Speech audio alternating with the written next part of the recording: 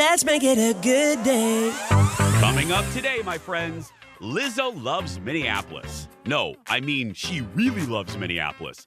She's sharing her Twin Cities pride. Living in Edina was so bizarre. It's so... And a funny story about Edina with David Letterman. Then ever wondered the origin of Elaine's famous dance on Seinfeld? Julia Louis-Dreyfus is spilling the tea. And paranormal expert Dave Schrader is back with us just in time for Halloween with a look at the new season of his show, The Holzer Files. Here we go. Let's make it a good day. We do it our own way. Let's make it a good day. Oh, no matter what they say. Oh, yeah, yeah. Happy Friday, everybody. We are live from our studios in the Twin Cities. Starting the show off with a very, very fancy camera shot from our buddy Adam. Welcome to the Jason Show, everybody. Happy Friday. I'm Jace. Now, usually at this point in the show, I go like this. Please welcome Kendall. But there's nobody there, and then Tyler rolls the fake applause. Thank you, Tyler. Kendall is off today. She is enjoying herself, and but I'm not alone. I have the crew here. I have Tyler and Adam, and I also have our virtual audience. Let's say hello to Angela and Tammy. Good morning, ladies. Good morning. Okay, Angela, I'm going to start with you. You know a way to a nerd's heart. Is that a Baby Yoda shirt you're wearing right there? You got that right. Oh my God, are you a Star Wars fan? I'm sorry? Are you a Star Wars fan, obviously? Totally. Okay, how excited are you for season 2 of The Mandalorian? I want it tomorrow. Yeah, seriously, it's some of the best Star Wars ever. But okay, I digress. Angela and I won't nerd out too much. Let's turn to Tammy. Hi, Tammy. Hi, Jace. Tammy, where are you zooming in from? I am zooming in from the Maple Grove. Oh, home of Keith Marler, home of Yeah. fabulous shopping. I love your city. Maple Grove is one of the cities I would love my mom to move to. I just love it. Now, may I pay you a compliment? Look at your fall display back there. Quality decorating back there, Tammy. Quality. Thank you. Just you did that for us, right? You did it just for the show? I did, just for today. Thanks. Thanks for making us feel good. Well, the ladies are going to be sticking around for the show. We'll check in with you guys in just a little bit. But I hope you guys are having a really good day. I'm really excited. Are we not excited for the weekend? I'm ready for it. Tyler says yes. I cannot wait. I'm sitting here as I'm looking at you, and I'm looking at Tammy's fall display. I'm thinking of actually decorating for Christmas already. I'm thinking of actually starting the process of putting up Christmas decorations. And this is so unlike me. You know me. I've said for years, one holiday at a time. I mean, let's do Halloween, give the pilgrims their due on Thanksgiving, and then you decorate. But I'm telling you, if this is the weather we're stuck with, bring on my stags. I want the Christmas decorations out, and I may do it. I don't know, and I don't think I'm alone. I've read some tweets. A lot of you are thinking of doing the same thing because if this is what we have, I want it to be festive. But anyway, I'll let you guys know over the weekend. Let's get started, everybody. Oh, wait. Oh, well, if you want tickets, right there. If you want tickets to virtual audience. I love when the director forces you to talk about things. Right there. I should have done this a few minutes ago. Thank you, Steve. If you want to be part of the virtual audience, that's what you do. Go to the Facebook page. The link is right at the top. Click on that and sign up to be part of our virtual audience like our friends Angela and Tammy. And I'm just grateful that we're doing this because, like I said, thank you. Oh, I guess it's time for the hot dish. Wow. Okay, can I just say, we had the clock haunted a few days ago. We have Dave Schrader on the show, who's a paranormal expert.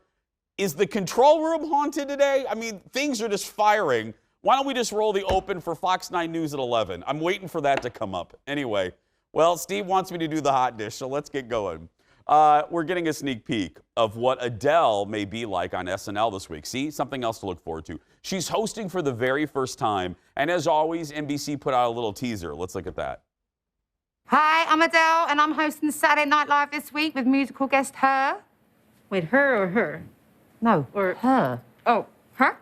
Yes, me. It is I who will be musical guest this week. Or maybe me.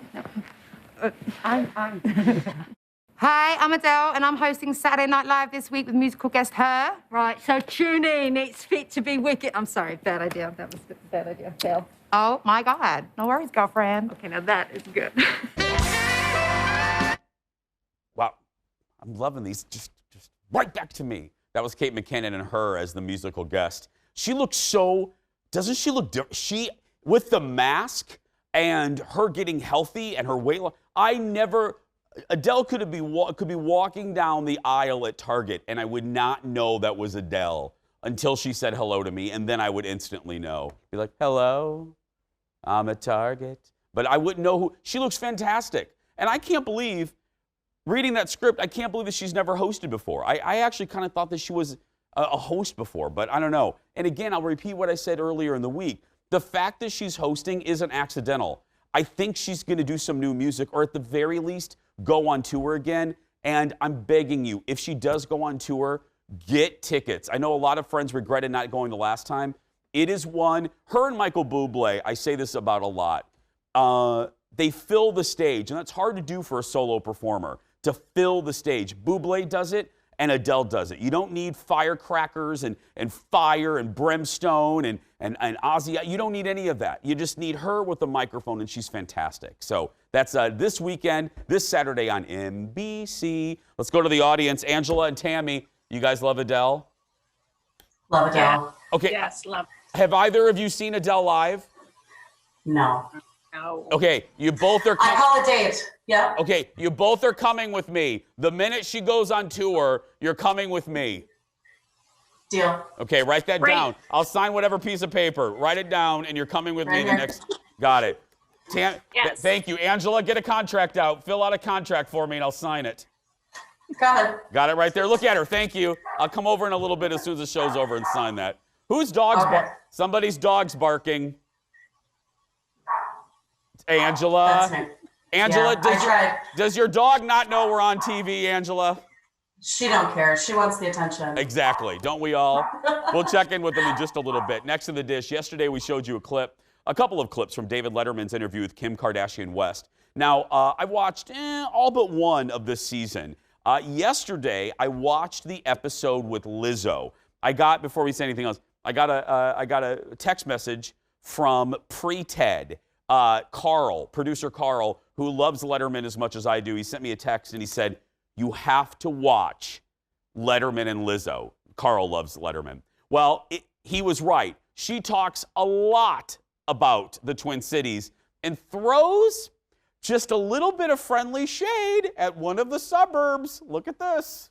That's how you know, like, Minneapolis has to have something magnetic about it for me to brave that cold. But living in Edina was so bizarre. It's so rich and so white.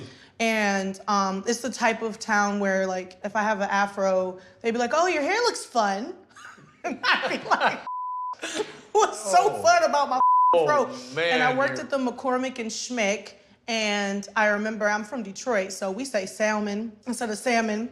And I remember I got corrected so many times by the customers. They'd be like, salmon, salmon. I was like, oh, the oppression. The travesty that I'm calling it salmon. Anyway, this was such a good interview. Edina shade aside. She really, sometimes when celebrities have swung through here, they've lived here like a day. Like Amy Addams, she performed at the Chanhassen Dinner Theater for a while. I'll bring up the Twin Cities to her when we've done interviews. She's like, Lizzo is the first celebrity that has any connection to the Twin Cities recently where it's genuine. So much so that in this interview, she tells Letterman, she said if she could have swung it, she would have been here. She would have stayed here and handled her whole career from the Twin Cities. But she said, she started making it big. They flew her out to L.A., and then they gave her a hotel room, and then they gave her like a limited stay place. And then she said it just became easier to stay in L.A. But if given the choice, she would stay right here. She talks about Prince. The section about Prince is so good. She said she would go to Paisley Park, and Prince would work with her and her friends. And then the interview took just a kind of sentimental turn, because then she told Dave she got the text message the day that Prince died, and she jumped on the first plane. And as a lot of you know that were down in Minneapolis that day, she performed right in front of First Ave on the evening that Prince died. It's a great interview. If you walk in a fan of Lizzo, you're going to walk out a much bigger fan. I love it. It's probably my favorite episode of this season of My Next Guest Needs No Introduction. You can watch that on Netflix. Next in the dish, Gomez, Morticia, and Uncle Fester could be heading back to TV in the near future. MGM, the Lion, is reportedly working on an Addams Family sequel series. Now, before you roll your eyes like I did, here's the deal, though. Tim Burton, the man behind Edward Scissorhands and Sleepy Hollow, he's going to be the executive producer, and the series would focus on a grown-up Wednesday Addams and what the world would look like to her in 2020. The Addams Family is based on Charles Addams cartoons, and it debuted, this is the legendary open, debuted in 1964. It's never really been out of pop culture since then. It was made into 2 movies in the early 90s and a musical as well. Look, again, hashtag Hollywood's out of ideas, but if you're going to redo something like the Addams Family, Tim Burton should be behind it. And the concept, the peg of Wednesday Addams, oh, absolutely, because she's my favorite. And the Christina Ricci as Wednesday Addams in the Addams Family movies of the 90s, one of my favorite Christina Ricci characters other than her in Mermaid with Cher. But anyway, I digress. We have a lot more to come, everybody. Go get another cup of coffee and meet me back here in just a few minutes. Back after this. The Friday Hot Dish is hot. Coming up next, it's about as famous as the chicken dance, Elaine's moves on Seinfeld. But where did it come from? Julie Louis-Dreyfus will tell you. Joseph, was that you moving around us in here? Then he's one of our scariest friends. No, not that way. Dave Schrader is here with a paranormal preview of the new season of the Holzer Files. And meet the mother and daughter who teamed up to create a fabulous jewelry line. All That Sparkles is coming up next.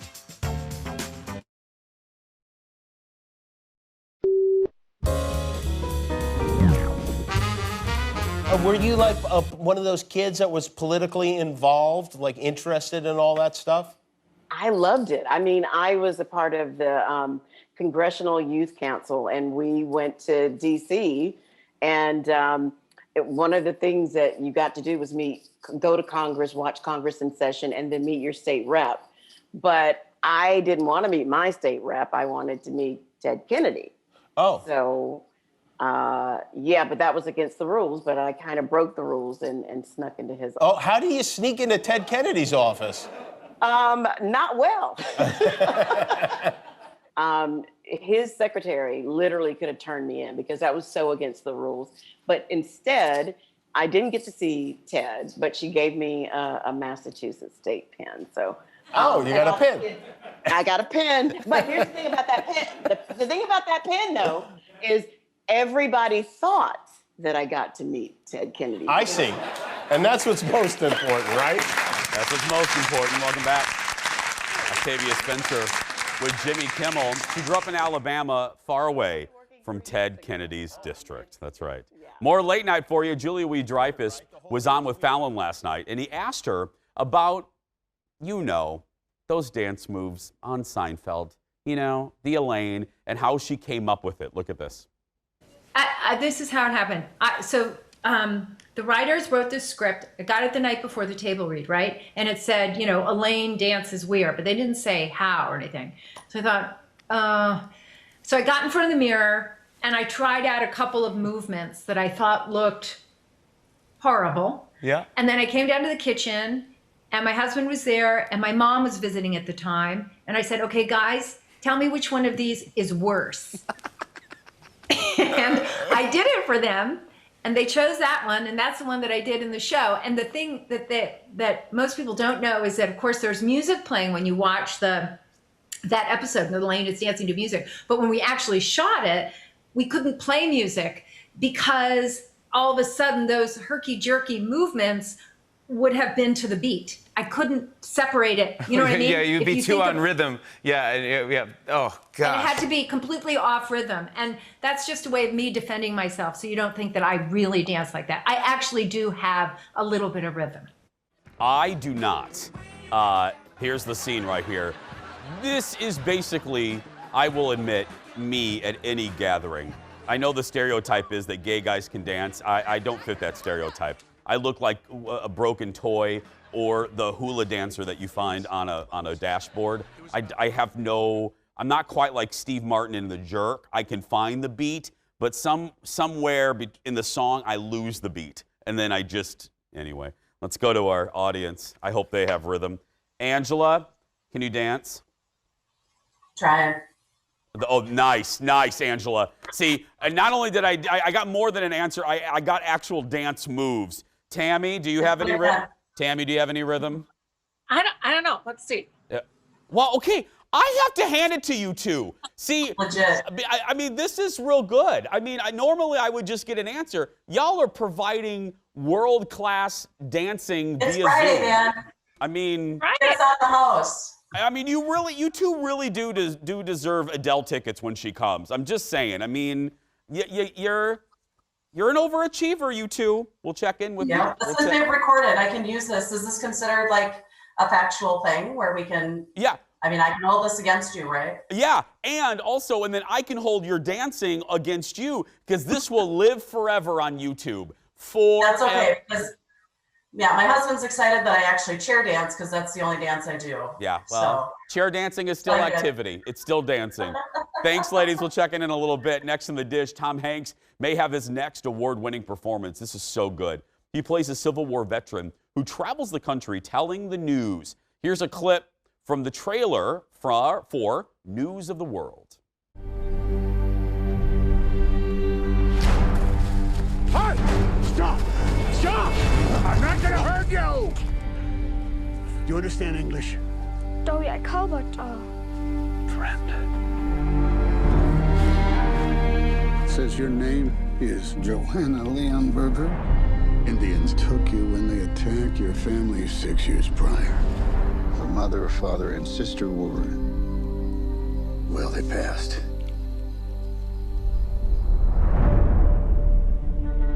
She's got family down in Castroville. Captain, why are you doing this? She needs to laugh and dream. She needs new memories. Road's closed. Is that the law? It is now. It is now. News of the World is scheduled to hit theaters on Christmas. Here's my thing, though. A, is that actually going to happen? I don't know if it's going to be hitting theaters. And number two, we were talking about this in the office a couple weeks ago. How are they going to have the Oscars? Seriously, just think about it. How are they going to do the Oscars? There's been like 3 movies released. Now, I think Netflix movies qualify. They're going to have to, because how are you going to do an Oscar? Right, ladies? There's been Tenet and this, and like a Scooby-Doo movie. We were actually really thinking about that. How are they even going to do, right, Tammy? How are they going to do an Oscars? Right. I don't know. Everyone's going to win. Yes. It'll be... They all get participation awards. Yeah, I was going to say it'll be like a junior high bowling league. Everyone's just going to get a trophy. Yep. There you go. Thanks for trying. Thanks for doing this movie, Tom Hanks. Here's a trophy and a gift card to the Olive Garden. Thank you. Yeah. Thanks, ladies. Next in the dish, Matthew McConaughey is out with a new memoir, I'll be able to say that soon, called Green Lights. Now, in the book, he talks about a career change that he made about 10 years ago after a string of making successful rom-coms. He starred in The Wedding Planner, Failure to Launch, Fool's Gold, and How to Lose a Guy in 10 Days. Somewhere Kendall is smiling with the mention of that movie. He said because those were his only consistent box office hits, those were the only films he was getting offers for, rom-coms. He liked the rom-com world, but he said he had enough. He wrote that he got offered, listen to this, $14.5 million to star in another rom-com, but turned it down. The decision paid off. He started getting cast in more dramatic roles, including The Dallas Buyers Club, which won him an Oscar. Green Lights, by the way, is available in bookstores now. That's what he's going around. You're going to see Matthew McConaughey. We were talking about him on Stern, and so he's doing a big publicity tour. I like him, and he's one of those where you think he can only do rom-coms, and then you see him in something like True Detective on HBO, which, if you haven't seen that yet, watch season 1. He and Woody Harrelson are so good.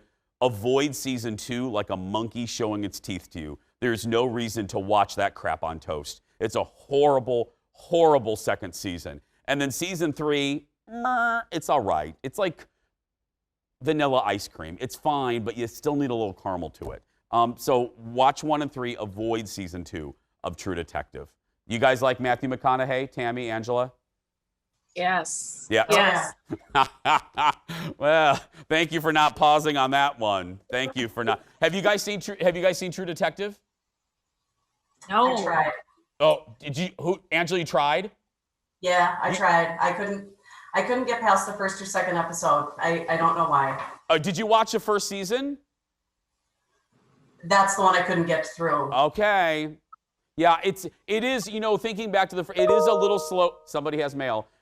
It is a little slow going, but if you get a chance, if you get bored during a quarantine, go give it another try. Get through episode 4 starts to turn, so give it another try. Can I use your HBO login? What?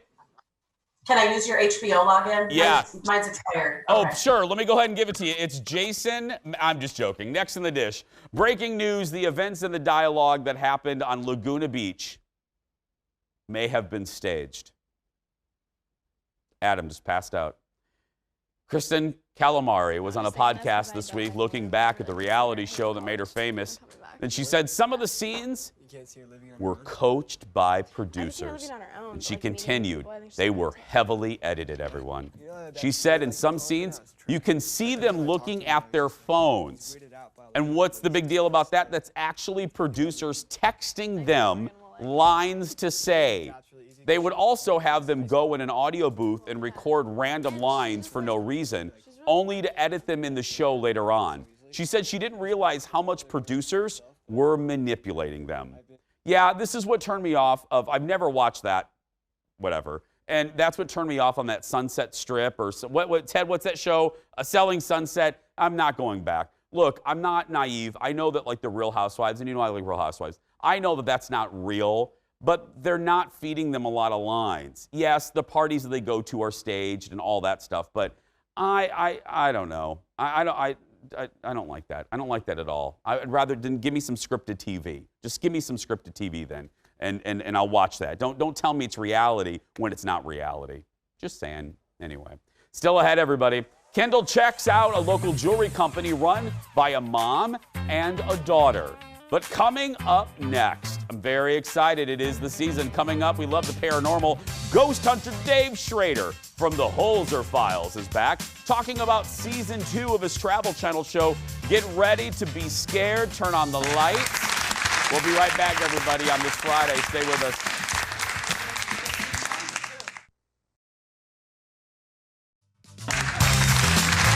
Welcome back.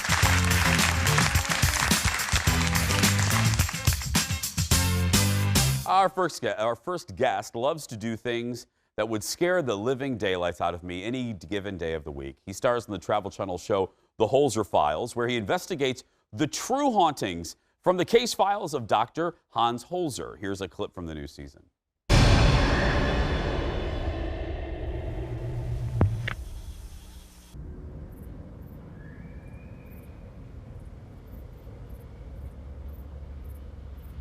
Was that just a scream? Did you hear that? It's what so many people have reported. A scream that came from this area. What is that? Look at that! What the? Who is that? Wow. Who is that? Hey, it's that guy right there. Please welcome back to our show, our good friend Dave Schrader. Hi, buddy. Hey, good to see you. And let me just say, I don't know if many people say this to you, Jason, but with what's going on in the world around us and so much strife and anxiety. I am so thankful that you are back on the air doing what you do best and entertaining so many people. So as a fellow Minnesotan, thank you for continuing your work, man. Oh, buddy, thank you. You're going to make me cry. And that's, no, I really, that means a lot to me. We all, it's a goofy show, but we take that seriously. It means a lot to us. So thank you for saying that. I really appreciate it. Well, we love it in the Schrader household. So you keep us laughing and entertained and keep us kind of connected to the outside world in a light, upbeat way. And that's not always easy to do. So congratulations to you. Well, let me return the favor, and I mean this. I was going to start this way, whether you said what you just said or not. Colin Matheson, don't take offense to this. I'm usually just prepping for my shows at night. Colin is obsessed with your show. And I mean, Dave, I'm serious. And he was like, oh, my goodness. He loves your medium, says she's the best. And it says by far this show is the best ghost paranormal-esque show. So I'm returning the favor there, my friend. I'm returning the compliment. So thank you. I appreciate that. Let me talk about that scene we just saw. I can't cuss like you did there, but seriously, what the blank was that? We were in this place. This was an unconventional location for us. And this case is really amazing. It's called the Phantom Hand. And as far as ghost cases go, you couldn't ask for a better story. Jason, when this story originally broke, and I believe it was back in the 60s, this family was being plagued with this strange phenomena taking place in their house. They started hearing voices and footsteps, and they had one of those trap doors in the floor. And the door would bang and jump. And they would, from time to time, see this hand reaching out from underneath the door. And the family would put things on top of it to keep it down. They'd come back and everything would be moved. And one time they saw the hand coming up, they called the police. The police show up, called on a warning as this hand is coming up. The police shoot at the hand. It's all in the reports, and it was in the newspapers of the time. The cops shot at it and then left. They didn't want to mess with whatever was down there because they knew it wasn't human. That's wild. But it didn't stop with that family. There was widespread paranormal phenomena, and nobody could explain exactly why. And that always bothered Dr. Holzer. Well, we go back and find out probably what's causing it. Well, and in the beginning of that clip there, when you turn around, and again, I know you well enough, your face says it all. You heard that scream. Was it? Because sometimes you know this in your cases, or when you're on property, you hear subtle noises. To me, looking at your face, and correct me if I'm wrong, that scream probably in person was very clear. Am I wrong on that?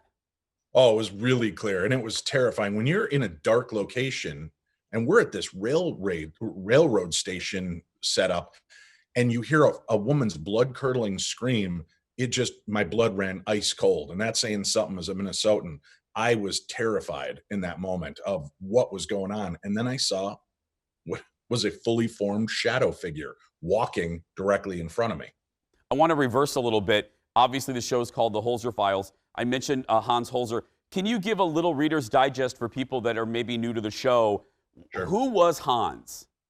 Well, Dr. Holzer was one of the preeminent paranormal investigators and parapsychologists in the United States.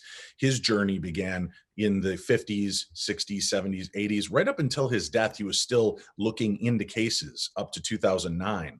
And we just celebrated what would have been his 100th birthday. It's just really astounding the amount of work this guy did. He wrote over 140 books on witchcraft and ghosts and aliens and psychic phenomena. And he was just so prolific. He really kind of dragged it out of the shadows and made it accessible to the masses. And people really love and respect the guy. And how did you, Dave, I think I know the answer, but I'm always interested in the kernel of kind of discovery of things or people's motive. When did you get fascinated with all of this, with the paranormal? When did that happen? As a kid? I think the paranormal has been fascinated with me. And I know that sounds egotistical, but it's been around me my whole life. My grandmother's spirit would come visit me after she passed. I was only about 2.5, 3 years old, and I would tell details that I shouldn't know about my grandmother to my relatives. We grew up in a haunted home in the suburbs of Illinois, Medina, which is about 22 miles west of Chicago. I saw what I believe was a Bigfoot when I was about 11 years old in Foley, Alabama, and UFOs over the skies of Trout Lake, Washington in 2006. So my life has been steeped in the supernatural and things. I have a great penchant for being in the right place at the right time. Well, Dave, I can one-up you in one way, my friend, and it's not a contest. I saw a chupacabra in St. Louis Park. A chupacabra in St. Louis Park? That's right. Highway 100, my friend. See, you're giggling, but Highway 100 and Minnetonka Boulevard. It was 4 o'clock in the morning. It was on the side of the road, and I was all alone. And I pulled down I rolled down the window, and we exchanged a look. Like we had a moment, Dave. We had a moment, and then he ran across, and he had like a really weird walk, and it wasn't a mangy dog. It was this thing. I've been around dogs all my life. It had a weird gait, a weird shape. I'm telling you, there's a chupacabra in St. Louis Park. I only laugh because it's out of shock and surprise, but nothing should shock and surprise me anymore with the strange creatures that have been seen. And it's 2020. It's 2020, Dave. Yeah. More with my buddy Dave when we come back. Stay with us, everybody. Back after this. I'm serious, Adam. The chupacabra.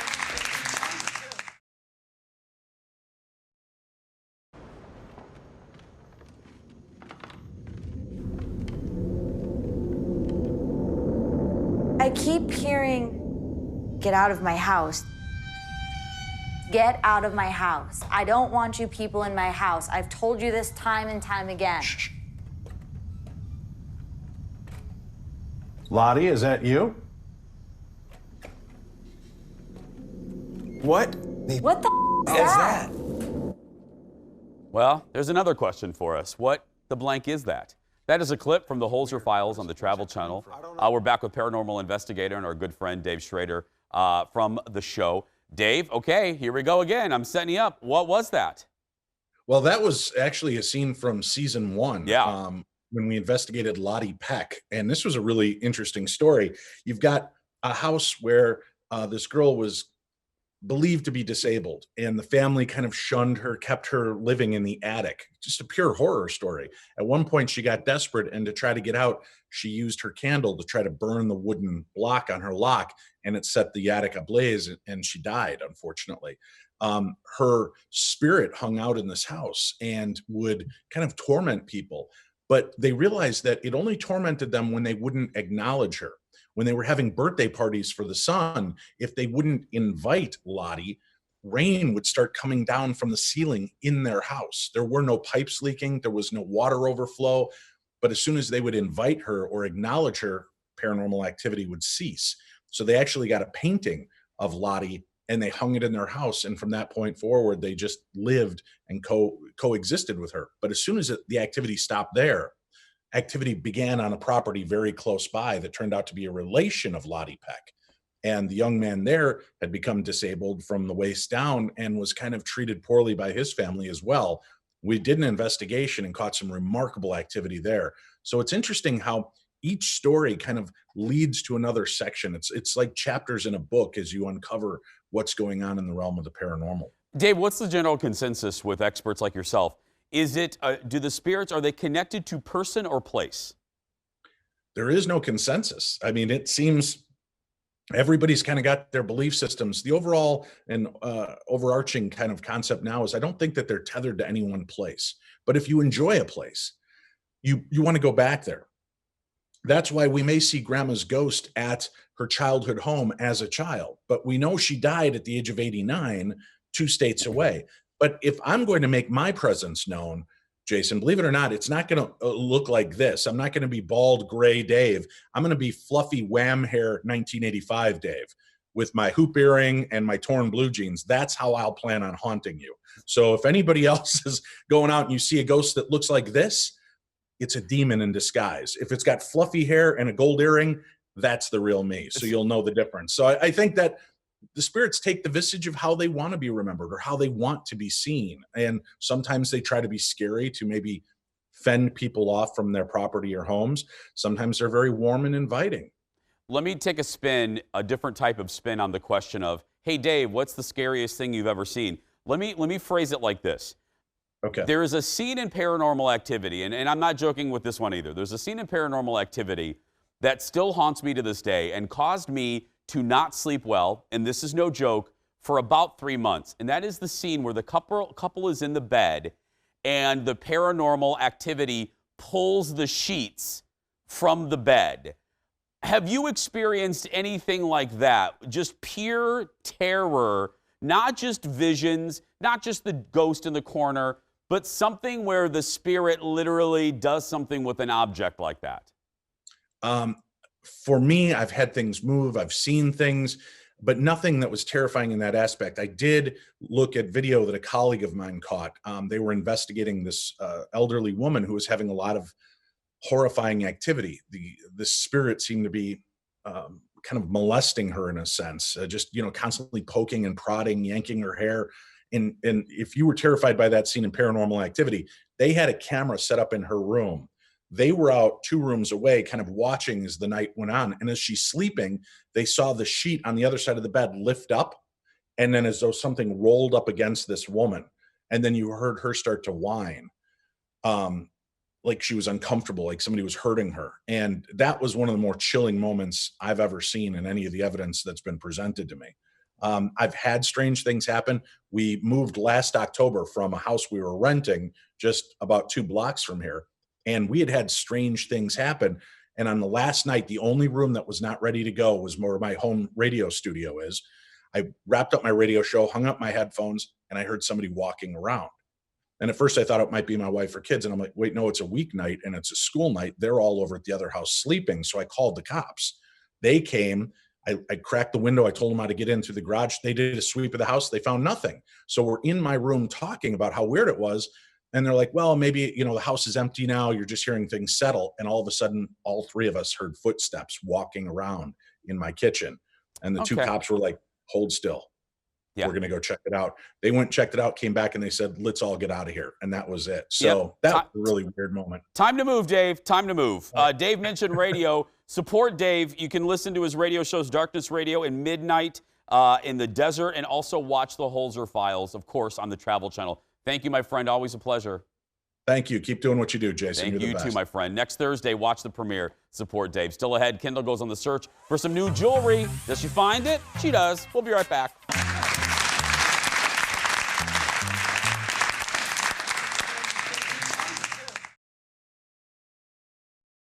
Let's make it a good day. We do it our own way. Let's make it a good day. Oh, no matter what they say. Our buddies. The boys in the Am House. Welcome back. Our virtual audience, Angela and Tammy, hanging with us on this Friday. Well, we all love some bling in our life, don't we? And about 7 years ago, a local mom and daughter had a vision for a new way to make jewelry, and they teamed up to start their own business. I love that. So now they're thriving in supporting other women and mothers in the process. Kendall recently visited Tess and Trisha to see what they're all about. Look at this. Tess, this is all so beautiful. Tell me about all of this. It's all so gorgeous. Yeah. Like, you've got a background in this, I'm assuming? Mostly in actually graphic design. So I went to school for design at MCAT in Minneapolis here. And I just loved everything design. And I realized that I just couldn't shut my creative brain off. And so I'd be working on schoolwork, and then I'd be working on jewelry at home because I just loved accessorizing. Right. I'm a big believer in you can make anything look better with a white tee and jeans if you just toss some jewelry on. Yeah, I kind of ended up blending the two and started to work on our jewelry as a project for school, and then it kind of just launched into this company. I didn't expect to turn into this. We had been doing this on the side, and then I kind of spoke with some of the professors, and I was like, hey, is there a way that I can kind of show my entrepreneurial studying through doing some work with my own company? And they were so supportive of it and really helped me get on my feet. How does one just know how to make jewelry? It's a long, messy process. It's a lot of stuff that you wish you didn't make and try and sell, and someone out there in the world is wearing it, and I feel really bad about it. But you have to start somewhere. So me and my mom actually just started to put a couple pieces together, walked to our local boutique, and we're like, hey, do you guys want to buy these? And bless their hearts, they did. And we took it from there. You walked in with your jewelry and a little wicker basket and was like, here's our offering. And they took it. That's awesome. But that's, I mean, I feel like that's how you have to get started, right? Yep. to get our foot in the door. Has the jewelry you've done really changed since then, or have you kind of had like your staples? We started, gosh, probably 6 or 7 years ago with that antler tip necklace we were pretty much famous for locally. From there, we realized we needed to kind of evolve our brand, follow trends, but we wanted to stay true to doing trends that anybody could apply to their life. So my mom would like to wear it, I would like to wear it, kind of the everyday woman. So we loved LA street fashion, we loved New York street fashion, but we wanted to make it a little bit more applicable to the everyday woman, so we kind of just did our own spin on things, and people appreciated that. What I think is really interesting is that a lot of mothers work for you, and they don't have to be in here. They get a kit. Walk me through this. Okay, so this kit, Bridget has said that she's going to come and pick this up. And we kind of call and say, who's got time? How much do you want? You know, 100 pieces, 150 pieces. So we pull this all together in this office. We have instructions, and then we have labels, because we have to, of course, label everything. And then she's got everything she needs. And so we just send the materials. She'll come and pick this up. She'll get it all done. She'll come back with beautiful necklaces, and then drop it all off for us. This is like the coolest job I could ever think of as a mom. I mean, honestly, because you're assembling jewelry, you're doing something cool and crafty, and you can do it at home. Right. It's really nice for a mother and her lifestyle. It's really nice. It's Absolutely. A nice job. Do you have anyone who's watching this that might be like, wow, I would love to start a business with my daughter? Do you have any advice? It's so funny. People have said that to us. Yeah. Oh, I want to do it with my daughter. I'm like, well, you can't. She goes, oh, she's 3. They're like, you can do it later, maybe a little bit later. You know, it's really a wonderful thing, whether it's your daughter or whether it's your son. You have the opportunity to really teach them a lot, but you also have to treat them as your partner. Gus and I are partners in this business, so sometimes I have to remove the mother part of things, you know, and be sure that I keep that business part of things intact and treat her not like my daughter all the time. Of course, in a loving way, yes, but you know, always giving her the freedom to think and come up with ideas and question me, and we can discuss things and change them. And so you really have to treat your kids as an equal, even though they're your child. Nice. For more information on Tess and Trisha, head to their website, tessandtrisha.com, and if you miss this, we'll post this a little bit later on our Facebook page. We're going to take a break. We'll be back to wrap up this Friday right after this. Stay with us.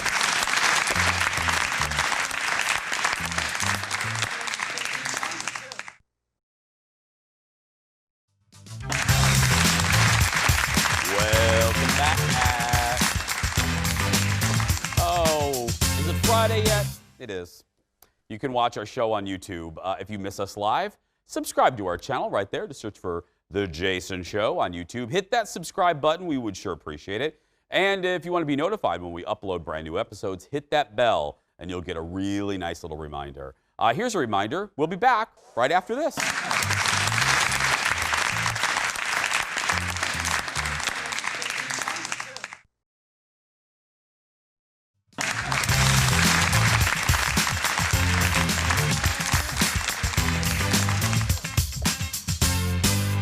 Welcome back.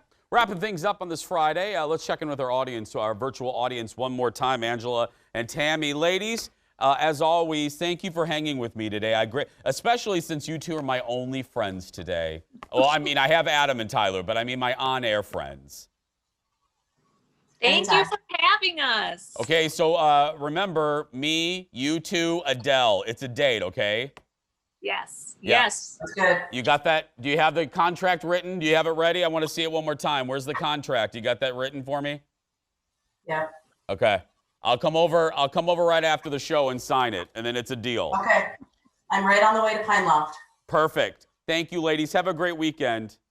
Thank you. You too. Bye, sweetheart. Guy, thank you so much. Hey, if you want to be in our virtual audience, it's really easy. Just go to the Jason Show Facebook page. Right at the top, there's a link. Click on that link, fill it out. We do virtual audiences on Monday, Wednesdays, and Fridays. And I really am grateful to everyone that's been doing it because, look, when we can welcome people back to our audience area, we will. We're all looking forward to that. Most likely, as you well know, it probably won't be season 6, but it'll be something to look forward to next year. But when we can, I want to see all of you. You're going to see a commercial soon where I say it. My favorite part of doing this show is introducing you to great people, places, and things. But the other one is walking in every day and interacting with you in the studio audience. So I can't wait to do that again. But hey, this is the next best thing. So go to our Facebook page and come hang with me. Monday on the show, local best-selling author Wendy Webb is back with her latest novel, The Haunting of Bryn Wilder. There's a lot of hauntings going on, and now I'm thinking about Paranormal Activity. Anyway, have a great weekend. Kendall, have a great day off. If you're a kid being bullied, go out there and be yourself because nobody can tell you you're doing it wrong. We'll see you Monday, everybody. Thanks for watching.